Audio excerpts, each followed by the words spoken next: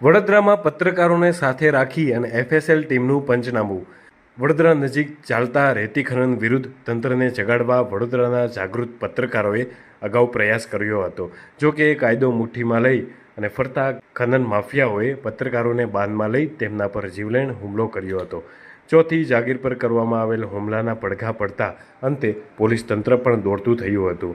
ત્યારે આજરોજ પત્રકારને સાથે રાખી પોલીસ અને એફએસએલની ટીમે સ્થળ પર પંચનામું કર્યું હતું। રેતી ખનન માફિયાઓને ઉજાગર કરવા માટે ચેનલે લાઈવ ટેલિકાસ્ટ પણ કર્યું હતું। જો કે રેતી માફિયાઓએ રિપોર્ટર અને તેમના કેમેરામેન પર જીવલેણ હુમલો કરી જબરજસ્તી વિડીયો બનાવ્યા હોવાનું પત્રકારોએ પોલીસને જણાવ્યું હતું।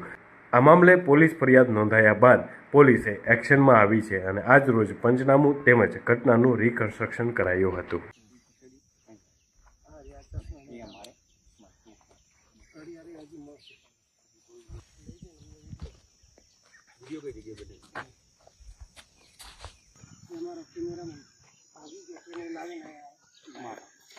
મને પાડી એક સાથે બધા